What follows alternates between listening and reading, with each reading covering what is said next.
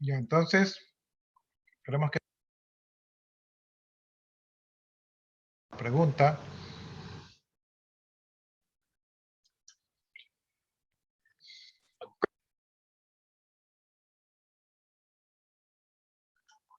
Ya, entonces lo que les decía yo es que el documento, pues, lo vemos nosotros en la computadora, tiene 2 páginas, pero lo vemos en el celular y tiene 4 páginas, ¿no?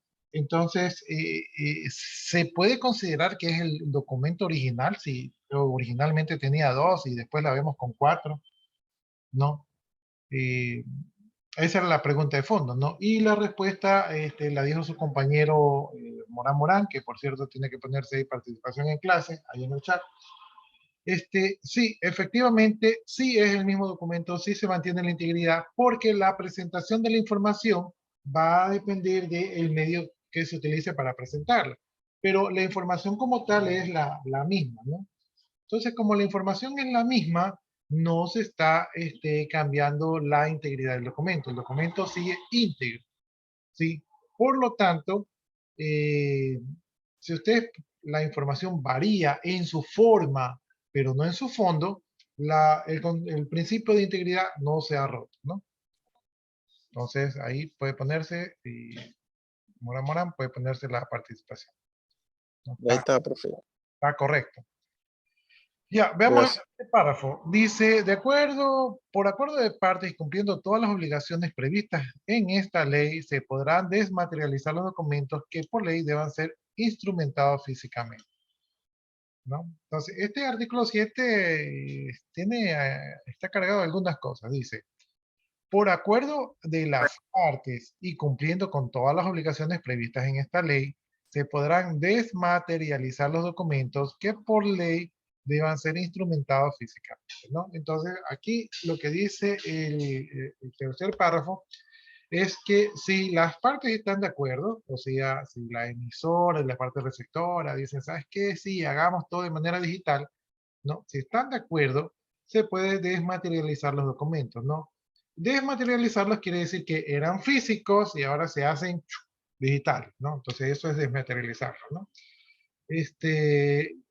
En algunas partes de la ley dice que se requiere documentos físicos, ¿no? Con esta parte de aquí, esos documentos físicos serían reemplazados por documentos digitales. Entonces, un documento físico original puede ser reemplazado por un documento digital, ¿sí? Esa es la parte de este artículo. Siguiente párrafo dice, los documentos desmaterializados deberán contener firmas electrónicas correspondientes debidamente certificadas ante una de las entidades autorizadas según lo dispuesto en el artículo 29 de la presente ley y deberán ser conservados conforme a lo establecido en el artículo siguiente. ¿Ya? Entonces, seguimos hablando de la desmaterialización.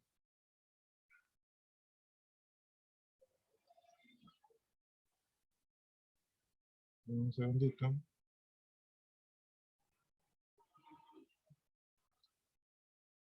Ya, seguimos hablando de la desmaterialización, ¿verdad?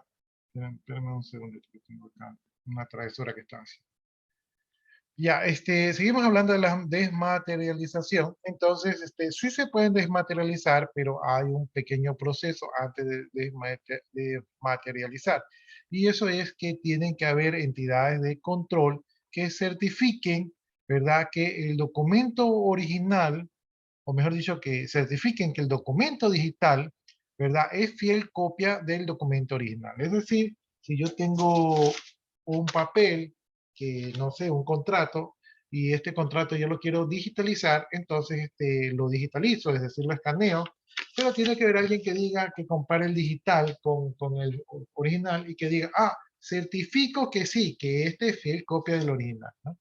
Entonces, porque siempre hay por ahí un poquito de desconfianza, entonces, entonces se procede de esa manera, ¿no? Ya, entonces los documentos se pueden digitalizar, ¿verdad? Para que dejen de existir físicamente y comiencen a existir digitalmente, pero tienen que ser debidamente certificados. ¿sí? O sea, no es simplemente que le saqué, que lo escaneé y ya está digitalizado. No, alguien tiene que corroborar de que ese documento es fiel copia del original. Bien, artículo número 8 dice, conservación de los mensajes de datos. Dice, toda información sometida a esta ley podrá ser conservada.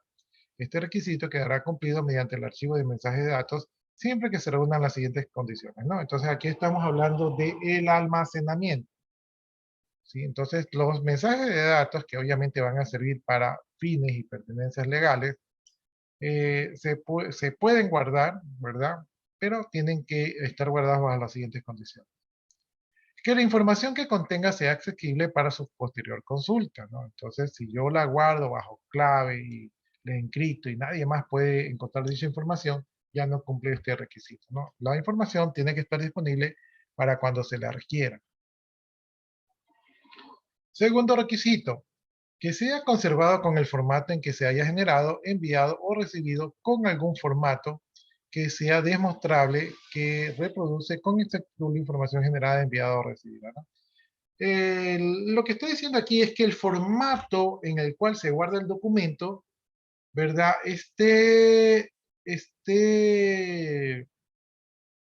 Se pueda reproducir, ¿verdad? Con exactitud, con algún mecanismo de reproducción.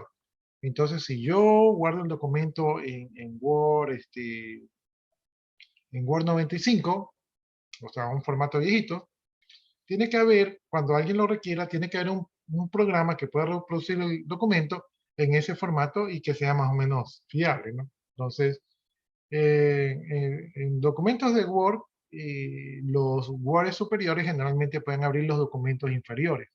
Entonces, en este caso, ese principio sí se conserva, ¿no? Y como la mayoría de documentos son de Word o de PDF, entonces digamos que por este lado estaríamos en lo correcto, ¿sí?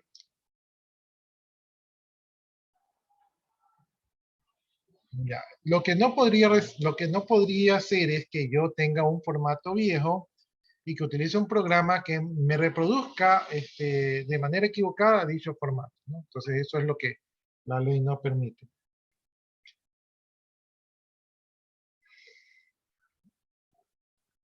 Ya.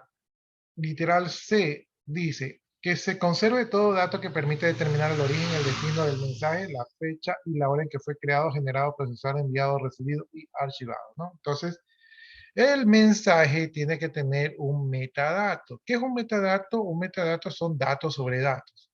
Entonces, el mensaje, aparte de tener el mensaje como tal, o sea, puede ser un documento de Word que tenga el mensaje como tal, o puede ser un PDF, el mensaje tiene que tener un origen y un destino, ¿sí? Es decir, que de alguna manera tenemos que saber de dónde salió ese mensaje y a dónde llegó ese mensaje. En este sentido, los correos electrónicos cumplen esta función de saber de quién salió el mensaje y a dónde llegó el mensaje. Tiene que tener la fecha, el correo electrónico tiene la fecha, los documentos de Word también tienen fecha, ¿no? ¿En qué hora fue creado? Los correos electrónicos tienen la hora de creación y los documentos de Word también tienen la fecha y hora de creación.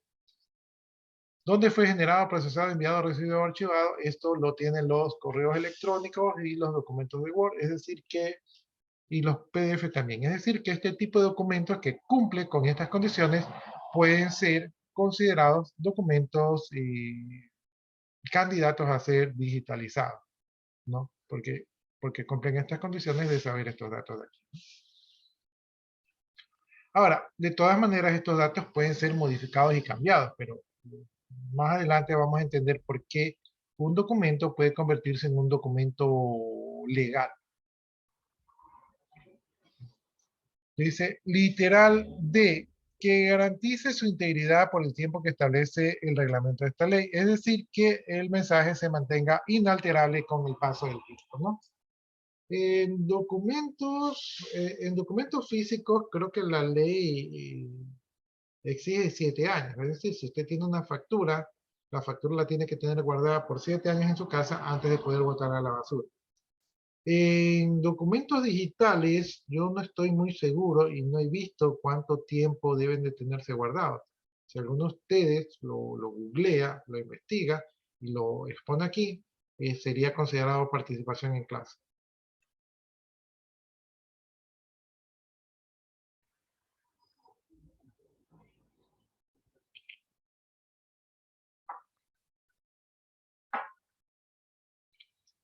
Ya, entonces los documentos tienen que mantener su integridad por un tiempo, ¿verdad? O sea, tienen que estar guardados inalterablemente para, para que puedan ser asequibles, ¿no? O sea, imagínense ustedes que,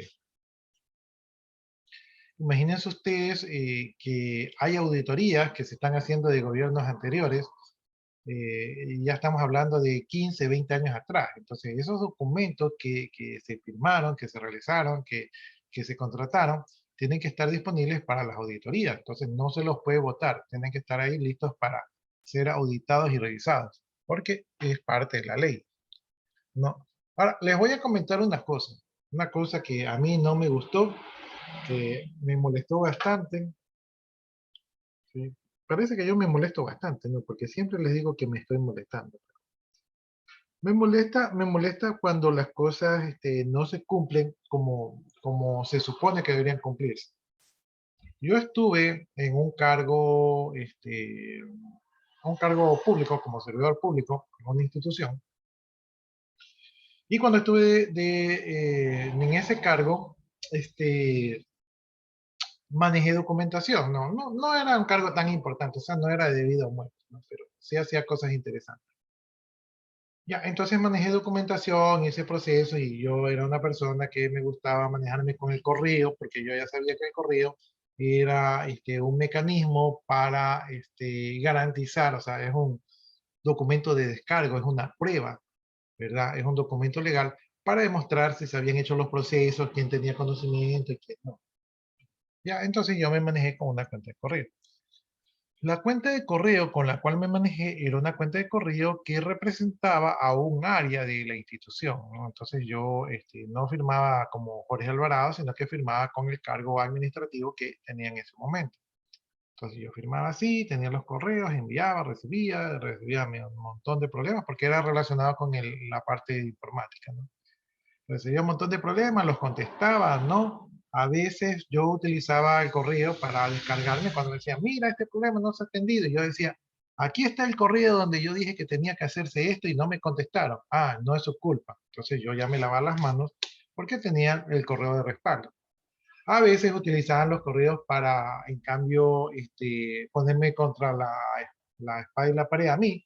No, decían, miren, aquí yo pedí esta solicitud y no me han tramitado la solicitud. Y entonces ahí uno se sentía ahí estresado, ¿no?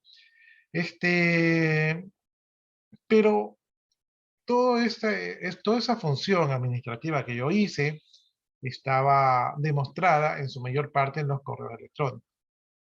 Cuando yo salí del cargo, pues entregué el puesto, cuando uno entrega el puesto y cuando son sitios públicos, ¿verdad? Ahí predomina, hay que ser muy meticuloso, ¿no? Entonces yo, cuando entregué el puesto, pues yo entregué el inventario de las cosas que estaban a mi cargo, los trabajos como quedaron, herramientas, software, inventario de software, incluso también hice, ¿verdad? Inventario de los equipos y todo eso. Y también entregué mi cuenta de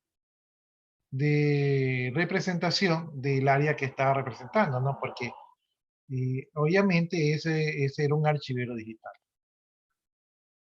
Después de un tiempo, me pidieron ayuda o me preguntaron de algún tema, ¿no? Porque eso siempre ocurre. Cuando usted sale de algún puesto, siempre lo llaman porque usted tenía conocimiento y las personas que llegan generalmente llegan sin conocimiento, ¿no? Entonces me preguntaron por algún tema, yo medio que me acordaba, pero decía, pero debe estar en los correos. Pero ¿qué había sucedido? De que cuando yo salí, no sé quién, o sea, no sé quién o por qué, eliminaron el correo donde yo tenía mucha documentación y que demostraba proceso, ¿no?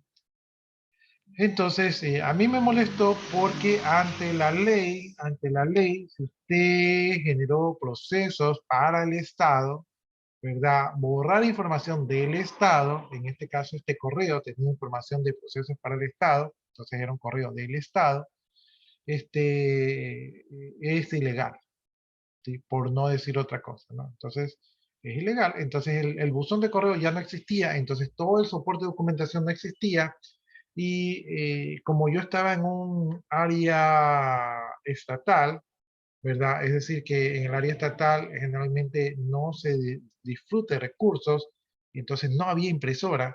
Entonces, cuando uno recibe procesos y todo eso, en general papel por gusto, a veces es necesario, ¿no? Ahí es donde entra la burocracia. La burocracia en este tipo de instituciones es necesaria. Pero como no había impresoras, porque las impresoras eran escasas en el Estado, porque ustedes saben que nunca hay recursos, entonces no se imprimían los documentos. Entonces muchos documentos que no se imprimieron, pero que están en constancia allí de procesos que se llevaron, se volaron, ¿no? Entonces ese fue mi malestar, porque eso no debería haber sido así. Eso se tenía que ver, en el peor de los casos, si no lo quieren utilizar, archivado. Pero esa información le pertenecía al Estado, ¿no? Entonces, allí no se cumplió este literal que dice garanticen su integridad por el tiempo que se establece en el reglamento de esta ley, ¿sí? No se ha cumplido, ¿no?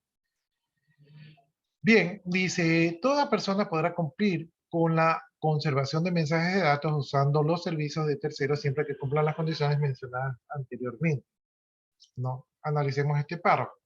Como ustedes ven, yo les dije que yo tenía un correo y ese correo me lo volaron porque las personas que tomaron la administración eh, no fueron sensatas, ¿no? Yo pienso que no tenían algo de administración, dijeron, uy, necesitamos espacio, borremos este correo y ya.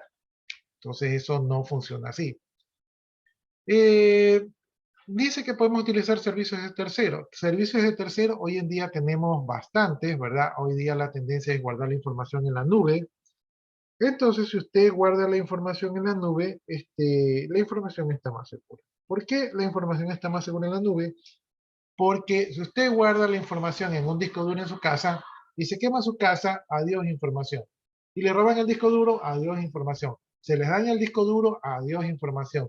Está utilizando el disco duro y de repente recibe un golpe, adiós información. Está utilizando el disco duro y de repente hace calor y se quema, adiós información. Entonces, que ustedes conserven la información en su casa o en su empresa no es un nivel alto de seguridad. Pero si ustedes dicen, ¿saben qué? Yo no me quiero embarrilar y tener problemas con el Estado, que me pongan una demanda porque no fui un buen conservador de información, entonces yo voy a comprar un servicio para guardar la información en la nube. En la nube se supone que esa información queda guardada en los Estados Unidos, ¿verdad? En los Estados Unidos, o yo creo que es en los Estados Unidos. En los Estados Unidos están en discos de alta tecnología, discos duros súper rápidos y de alta tecnología, con redundancia de datos, con redundancia de servidores, con redundancia de comunicación, con respaldos en otra parte del mundo. Entonces, si le cae un meteorito a Estados Unidos, ¿verdad? En alguna otra parte del mundo está la copia, el backup, ¿verdad? Y no pierde la información. Entonces, lo que usted paga por utilizar estos servicios en las nubes es relativamente barato con respecto a la calidad del servicio que le dan. Porque usted en su casa no va a poner el aire acondicionado 24 horas todo el día para conservar la información, ni tiene los UPS, ni tiene los respaldos, ni nada de eso, entonces no es seguro esa información. Pero si usted lo sube a la nube, entonces en la nube es por lo menos más seguro. Y si no es más seguro, por lo menos usted ya firmó el contrato y ya se lava las manos y usted dice, yo lo entregué por allá y si ellos ya no cuidaron la información, ya no es mi problema, ¿no? Y obviamente la información tiene niveles de seguridad. Entonces, eso es lo que se esperaría, ¿verdad? Y ustedes, cuando ustedes sean custodios de la información, cuando estén trabajando y trabajen con datos, y yo siempre les he dicho que no les pagan por desarrollar programas, sino que les pagan por proteger la información, ¿verdad? Entonces, cuando ustedes sean custodios de la información, ustedes tendrán que garantizar la conservación de la información, así como nos dice aquí. Y es válido pagar servicios de terceros, ¿no? Porque, como les acabo de decir, está más segura la información que con nosotros mismos. Bien, veamos por acá, dice la información que tenga por única por finalidad facilitar el envío o recepción de mensajes de datos, no será obligatorio el cumplimiento de los establecidos en los literales anteriores, ¿no? La información que tenga por única finalidad facilitar el envío o recepción del mensaje de datos no será obligatorio el cumplimiento de lo establecido en los literales anteriores. Entonces, si solamente se facilita el envío o la recepción de los mensajes de datos, no es necesario que cumpla lo anterior.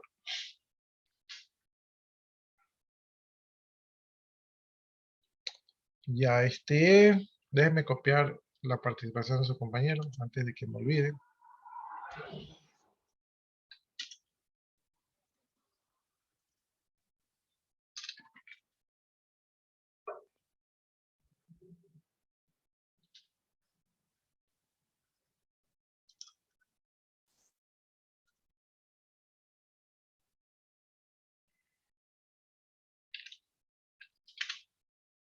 Ya, ahí ya copié.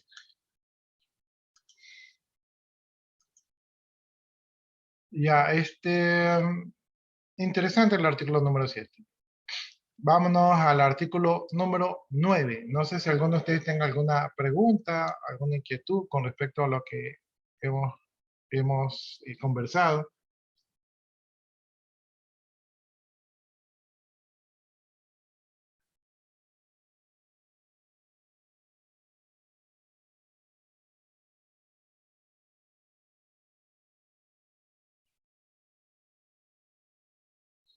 ¿Alguna inquietud, jóvenes?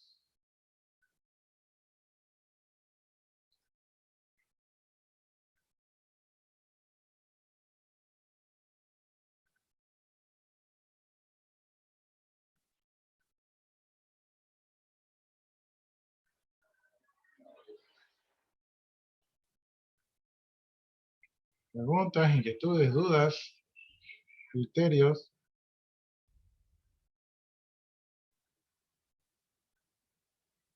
No hay duda. No, profe, no hay duda. Ya, listo, jóvenes. Entonces, continuamos. Ya, artículo número 9 dice protección de datos para la elaboración, transferencia o utilización de bases de datos obtenidas directas o indirectamente del uso o transmisión de mensajes de datos, se requerirá del consentimiento expreso del titular de estos, quien podrá seleccionar la información a compartirse con terceros, ¿no? Esto quiere decir que si ustedes tienen bases de mensajes de datos que están guardados, por ejemplo, se me ocurre a mí el sistema Quipus. El sistema Quipus es un sistema de correos que utiliza el Estado para enviar memos y documentos oficiales, ¿no? Entonces, lo que dice aquí es que si alguien necesita la base de datos, ¿verdad? Que se utiliza para la transmisión de los mensajes de datos, se necesita el consentimiento del titular. O sea, no puede uno, o en este caso no podrían ustedes, hacer uso de la base de datos donde están guardados los mensajes de datos si si los mensajes de las personas que están allí no les han autorizado a utilizar, ¿no? Entonces ahí está el principio de la privacidad. No se me ocurre ahorita un ejemplo. Qué sé yo, si de repente yo quiero utilizar la información personal de ustedes que tienen en la base de datos del sistema académico, ¿no? Entonces ahí hay información, por ejemplo, se me ocurre que ahí ustedes tienen, si tienen algún tipo de discapacidad o si tienen algún tipo de carnet de discapacidad. Entonces esa información podría ser un poco delicada.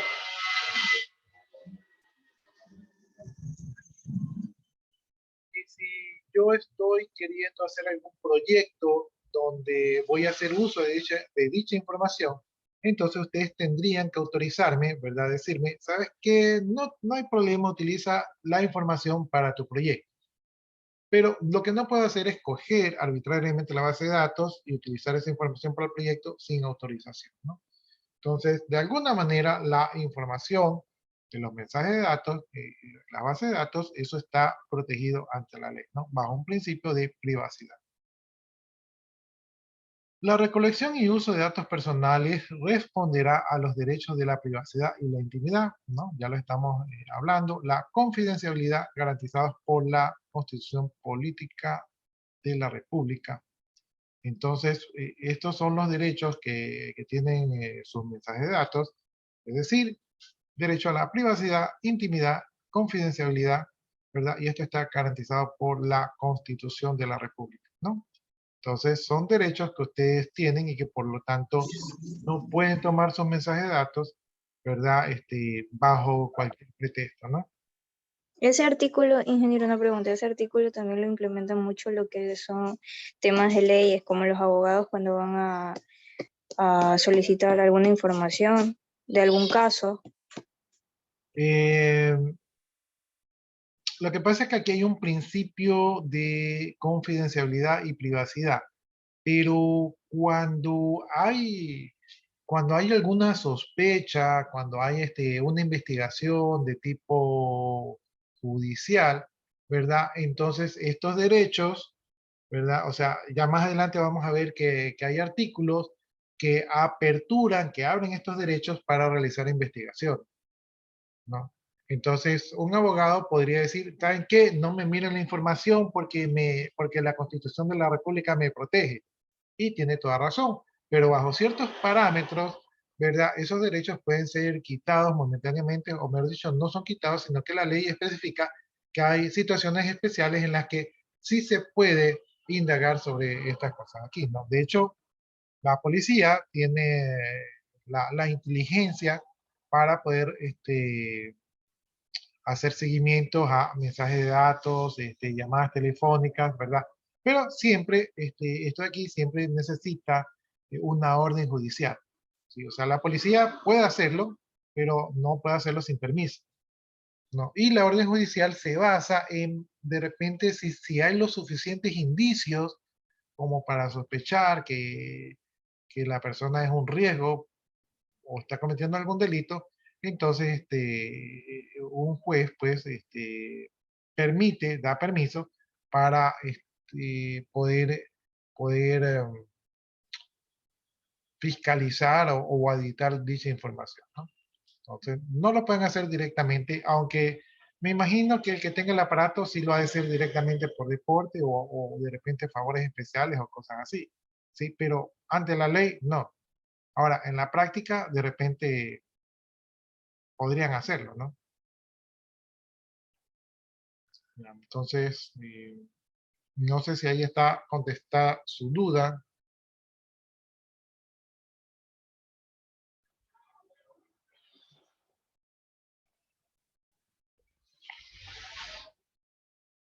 Ya, justamente miren, todo esto está protegido, ¿no? Dice, no será preciso el consentimiento para recopilar datos personales de fuentes asequibles al público cuando se recojan para el ejercicio de las funciones propias de la administración pública, ¿no? Por ejemplo, qué sé yo, cuando el consejo, bueno, no es el consejo, tiene otro nombre, cuando el consejo electoral, me parece, no sé si se llama consejo electoral, como siempre le viven cambiando el nombre, cuando el consejo electoral necesita saber cuáles son los votantes habilitados, ¿verdad? Entonces le pide al registro civil el listado de los ciudadanos que están en edad de sufragar, menos los ciudadanos que ya se jubilaron o que se fueron del país o que se fueron a una mejor vida. Entonces, esta información es facilitada por el registro civil. ¿Sí? Ahora, uno podría decir, no, pero el registro civil, esa es información privada mía, ¿por qué le estás dando al Consejo Electoral? Entonces, ellos la requieren porque por la naturaleza de sus funciones requieren dicha información para generar los padrones electorales.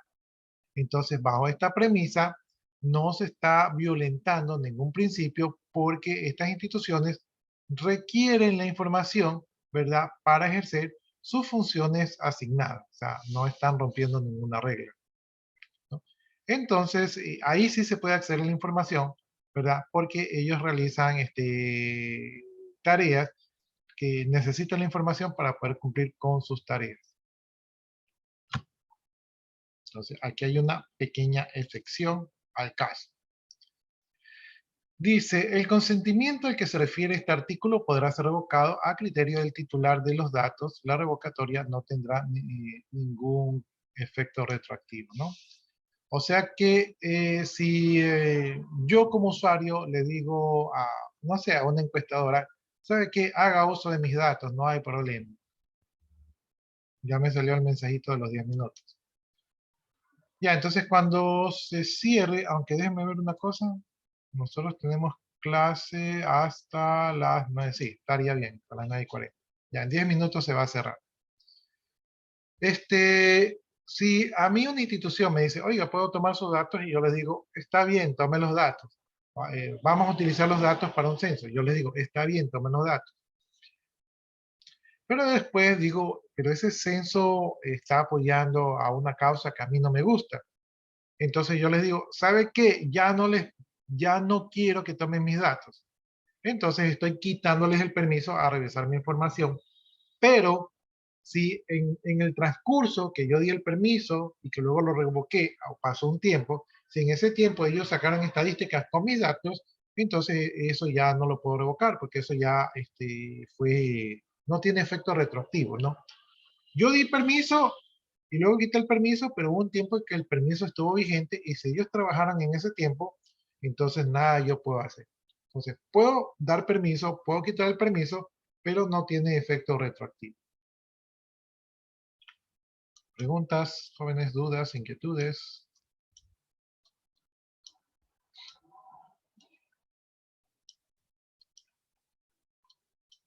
Déjenme dejar subiendo el video anterior para aprovechar un poquito el tiempo.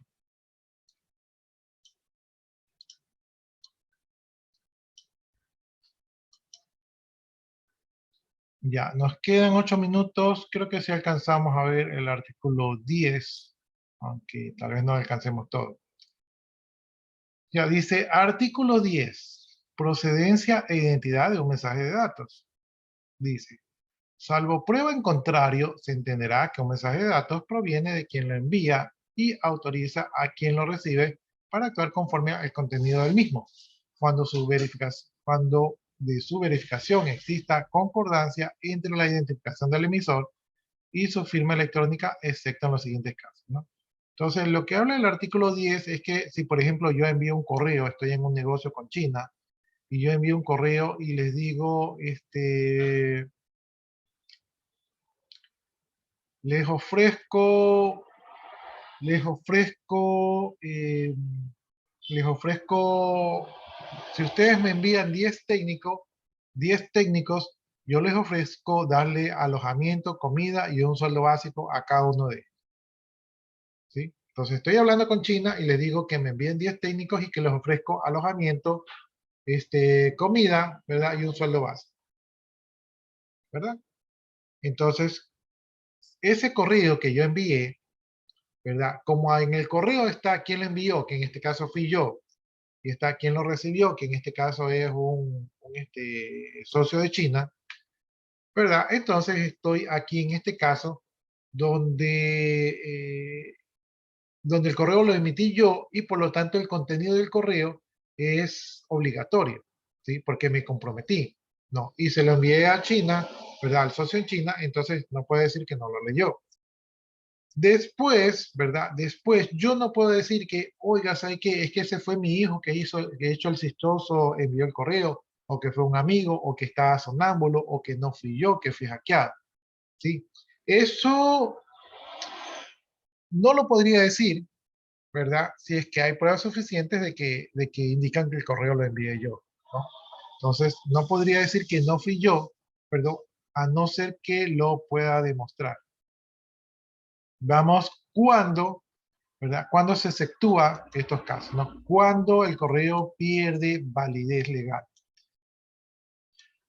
Si se hubiera dado aviso que el mensaje de datos no proviene de quien consta como emisor, en este caso el aviso se lo hará antes que la persona reciba y actúe conforme a dicho mensaje, ¿no? En caso contrario, quien conste como emisor deberá justificar plenamente que el mensaje de datos no se inició por orden suya y que fue alterado. Entonces, miren, yo envié, o mejor dicho, salió el mensaje de datos que yo necesitaba los 10 técnicos, ¿verdad? Luego yo me doy cuenta de ese mensaje de datos, ¿verdad? Y yo le digo, no, era mentira, ese no fui yo. Y llamo al socio en China y le digo, socio, ese correo que te va a llegar, no fui yo, no lo tomes en cuenta. Entonces, en este caso, yo estoy previniendo, ¿verdad? Que ese correo que se envió no tiene validez legal. O sea, estoy previniendo, ¿no? Ahora, lo que yo no podría hacer es que envíe el correo y después de 3 días llamo al socio y le digo, socio, ese correo ya no vale. Y que el socio me diga, pero es que los técnicos ya están llegando, ¿verdad? Ya tienen un día de viaje. ¿Sí? Entonces no puedo dar la oportunidad a que se ejecuten las acciones que se hacen a partir del correo. ¿Sí? Tengo que poder actuar antes e interceptar que no se ejecuten acciones por ese correo. De esa manera le quito validez, ¿no? Si lo logro interceptar a tiempo. Ya, en el caso de que el correo llegue y se tomen acciones, es decir, que el socio me diga, oye, ¿sabes qué? El correo llegó y como yo no sabía que era falso, pues yo ya envié a los técnicos. Entonces yo tendré que demostrar, o sea, si no quiero serme responsable, tendré que demostrar que el correo no lo envié yo, ¿no? De repente tengo unas cámaras de seguridad donde veo un intruso que está en mi correo electrónico y que lo envió. Entonces esa podría ser una prueba de descaro. Bien, B dice, si el destinatario no hubiese efectuado diligentemente las verificaciones correspondientes o hizo caso omiso del resultado, ¿no? Entonces, miren, yo tengo negocios con China, generalmente yo les pido que venga 1 o 2 técnicos aquí, ¿verdad? Y generalmente les pago un sueldo básico, pero no les doy ni alojamiento, ni vivienda, ¿ya? Simplemente les doy un sueldo básico y allá ellos que se arreglen y generalmente pido 1 o 2, ¿no? Entonces, sale un correo y en ese correo dice, socio, envíeme 100 técnicos que yo aquí les voy a tener piscina, los voy a llevar de viaje, los voy a llevar a esquiar a las montañas, ¿verdad? Les voy a pagar un sueldo gerencial, ¿verdad? Mándeme a todos sus técnicos que acá yo lo espero. Entonces, ese correo, cuando es recibido por mi socio en China, él dice, pero si nunca me pide más de 2 técnicos, y ahorita me está pidiendo toditos, o sea, quiere que los 100 técnicos los envíe de viaje.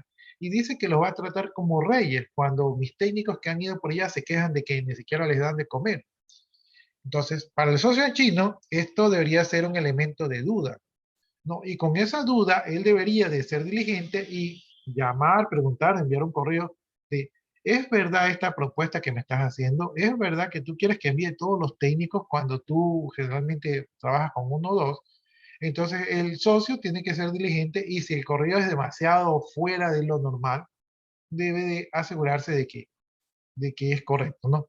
De lo contrario, si él no es diligente, entonces el correo puede considerarse como falso, ¿no? Y la culpa será del socio que hizo caso a un correo que se ve que no es normal.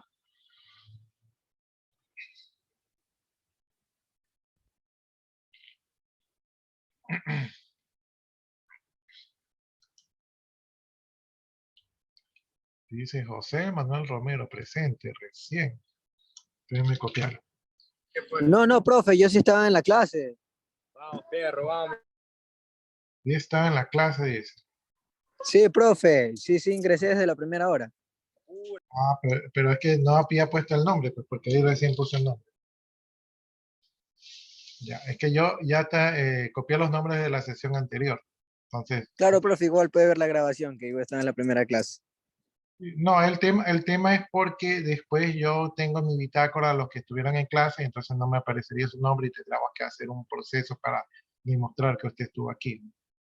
Entonces, es por eso que ya lo copié para no dejarlo por fuera. Ya, listo, jóvenes. Entonces, tenemos menos de un minuto. Si no hay preguntas, nos quedaríamos hasta el artículo número 11. ¿Sí? ¿Alguna inquietud, duda en menos de un minuto? No. Ya, si no hay dudas, entonces yo les agradezco por su atención y nos estaremos viendo, creo que el día de mañana.